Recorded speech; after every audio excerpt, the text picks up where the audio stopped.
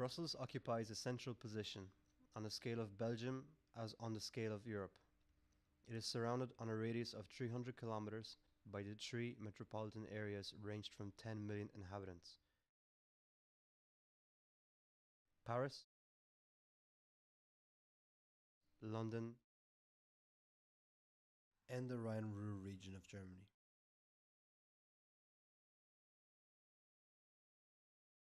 Brussels begins its development in the 10th century around commercial activity related to the port.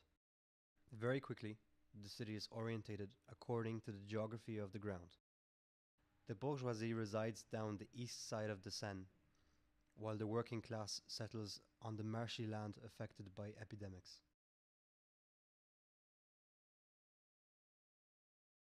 Canal is built as an alternative navigable access to the Seine. The first enclosure of the city is built in the 13th century, particularly including the bank of the Seine and its heights. The second enclosure was built in the 14th century and defined the city's boundary until the 18th century. Once the walls are destroyed, the city will begin a rapid expansion between the slopes and the valleys to the current city boundary defined by the Brussels Capital Region. It can be seen that even today the southern part of the city is still inhabited by the wealthiest social classes, while the city centre remains occupied by the poor, unlike most European urban centres. Brussels has developed an urban structure which is very particular to the northern European cities, the îlots fermés. These are composed of several individual houses built side by side following the block's perimeter. One of the most important aspects of this urban typology is that all houses are built with specific long and narrow dimensions. They usually have a garden in the backyard, eaves, and a two-sided roof. This typology represents the urban DNA of Brussels and has been for centuries at the basis of the development of the city. It is a heritage of the typical medieval urban structure.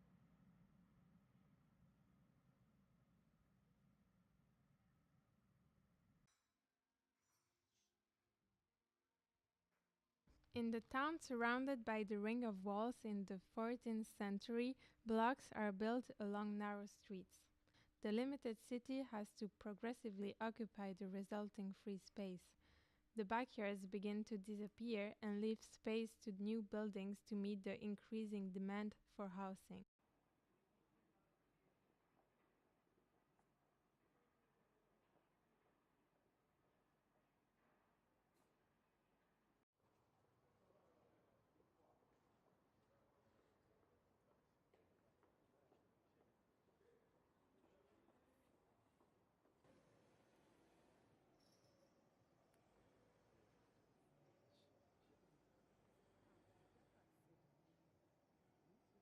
Expansion of the îlots fermés continues from the 18th century when the city starts to expand beyond the ring of walls and the density starts to decrease.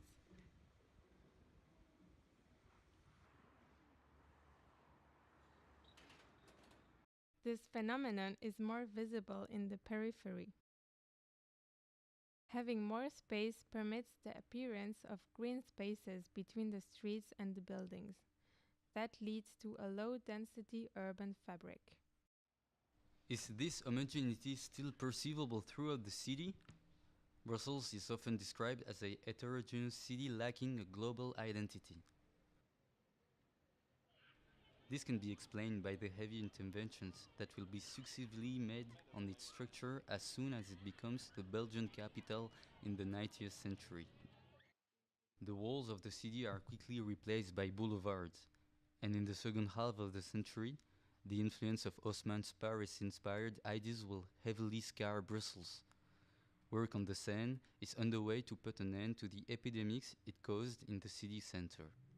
Mayor Jules Anspach took the opportunity to drill a large north-south axis in the dense urban fabric in hopes to attract the bourgeoisie towards center, but it failed, as they prefer to stay in the suburbs.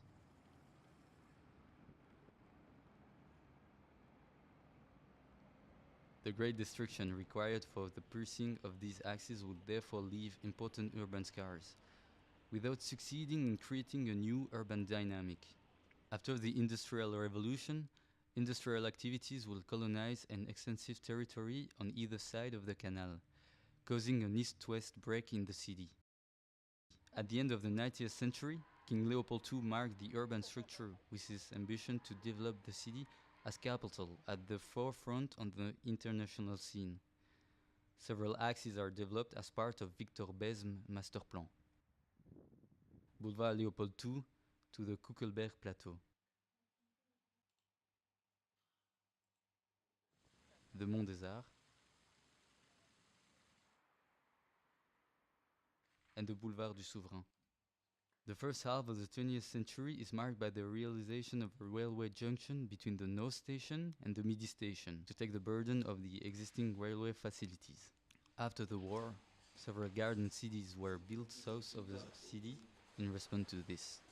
However, the 60s see the arrival of the car in the city. Major projects are planned, tunnels are dug, and roads are punctured. Vertical construction is implemented. The most ambitious, arguably, being the business center north of the city started in the 1968, which is now composed of a set of towers comparable to a Little Manhattan. La Cité Modèle, built in the north of the city following the 1958 World Exhibition, illustrates this trend of vertical construction of the second half of the century. At the same time, the Basilica of Kuckelberg is built to create a monumental urban landmark. Nowadays, the city bears scars of these heavy and destructive urban interventions. The contemporary projects thus adopt opposite behaviors in an attempt to stitch up the fragments of the urban fabric and give the voice back to the inhabitants. The tool of the neighborhood contracts, for example, allows the inhabitants to conceive of small quality projects for their neighborhood that can directly provide to the local needs.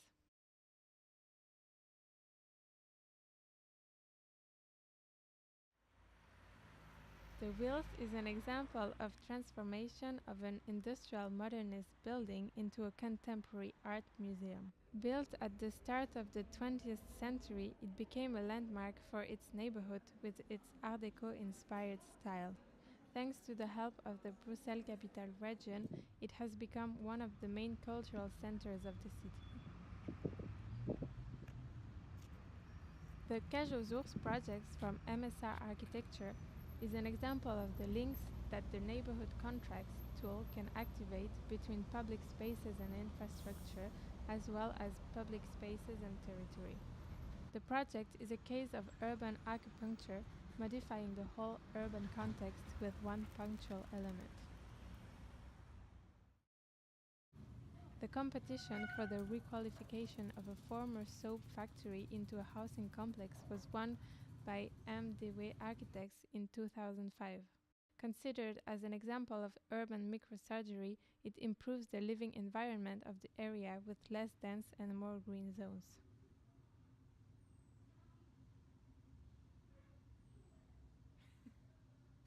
The project improves the collective life of the neighborhood in which it is inserted at the small and large scales. Brussels, as the capital of Europe, holds a wide variety of languages and cultures. The Marolles neighborhood, located in the Low area in the south of the Pentagon, is a popular area that has always welcomed the less wealthy inhabitants of the capital. An interesting cultural mosaic can be found there.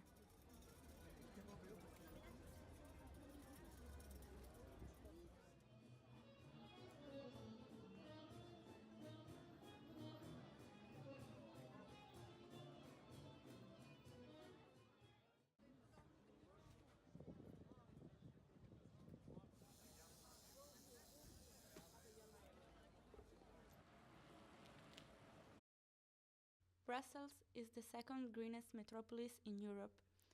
Green spaces are connected by offering a wide variety of landscape inside the city. The project promotes the soft circulation. The aim is to create a biological corridor to enrich the urban biodiversity. An important element is the Swan's forest.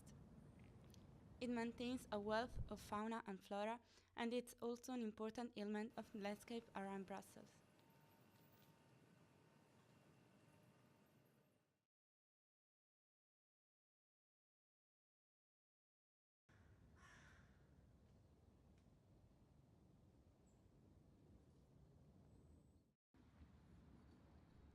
The Brussels Mobility Network offers a wide variety of transport means with a many different perceptions of the city.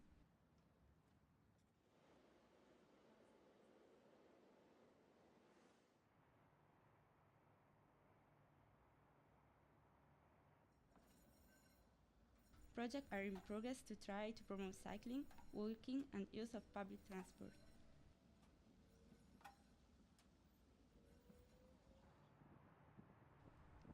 The boat is used in the economic sector for the transport of goods and for some touristic activities.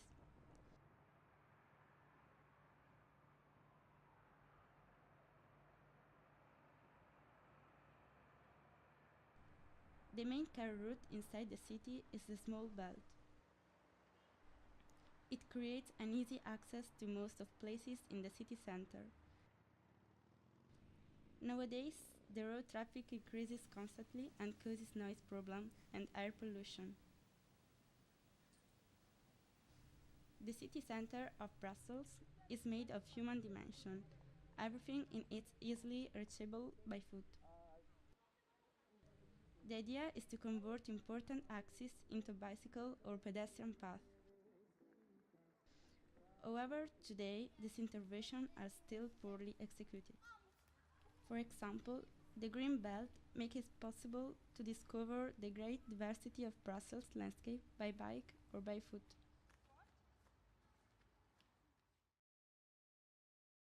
The canal zone is a part of the city that used to be mainly devoted to the industrial and commercial activity.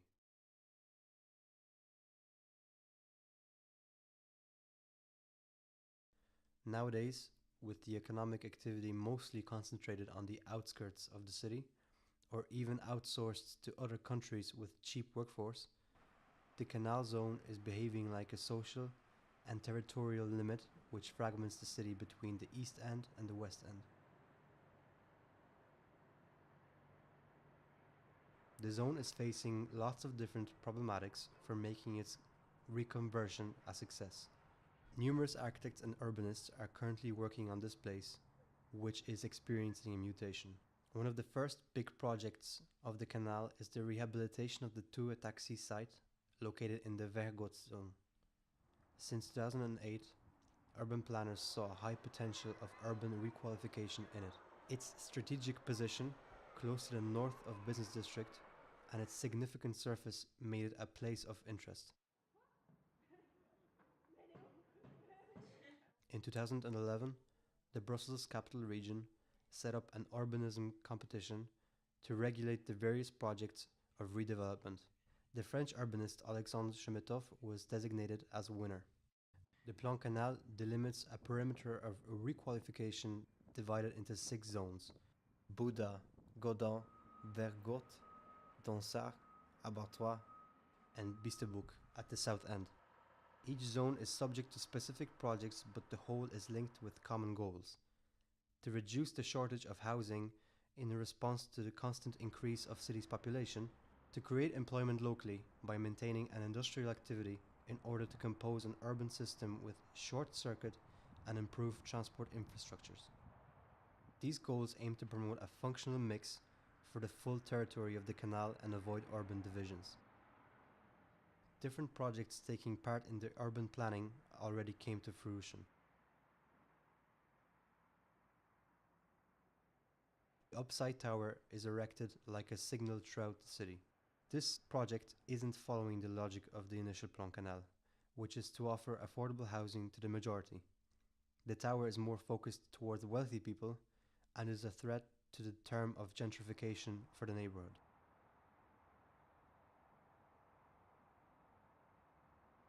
Another controversy program is the shopping mall Docks Bruxelles, which is mainly driven by the housing promotion logic. Even though this mall is bringing a certain commercial activity to the Godin area at the north of the canal, it isn't falling into a short circuit nor promoting a renewal of the industrial economy alongside the canal.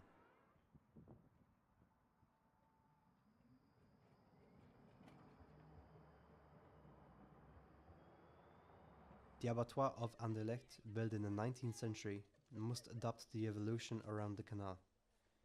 Its area of 12 hectares and its location made it an important local player. The project plans for the gradual intensification of the abattoir site while maintaining the mix of the industrial and urban functions. The new covered market, Foodmet, is corresponding to the first stage of the master plan and was completed in 2015. This project will be completed with housing, urban farm and warehouses. The communal square of Molenbeek was rehabilitated in 2014. The principle of planning of the square is to promote shared space. The intervention done by the architect is very light. The square is mostly mineral, punctuated by few trees and rounded benches.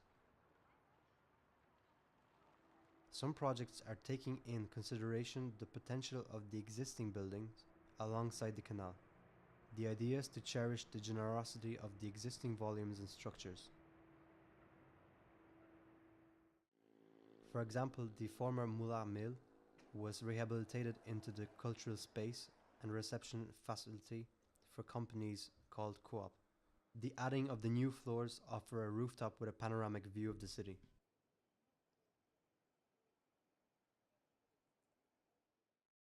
Other key projects are planned in order to reactivate the canal zone.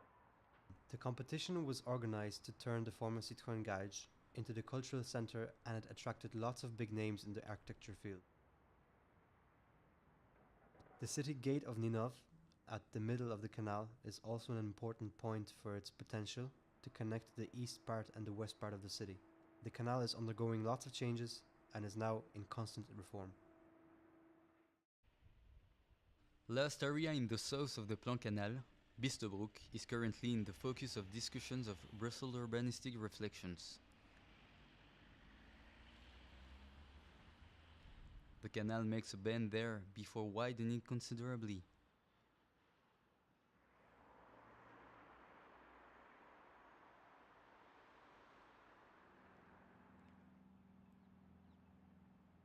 The process of gentrification, which began in this district, is slow and still not very visible at this time. Indeed, conflicts of interest are frequent between urbanists, housing promoters, or private owners. The projects achieved in accordance with the requirements of Chemetov's plans are exceptions.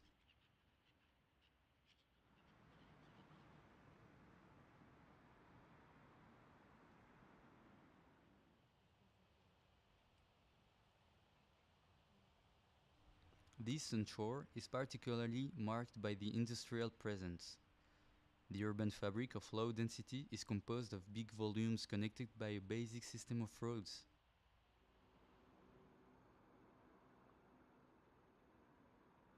The industrial area is bounded on one hand by the canal and on the other by the railroad, which creates an urban fracture between Bistobroek, Saint-Gilles and Forest district. Is there a solution to reconnect these territories while preserving the railroad infrastructures?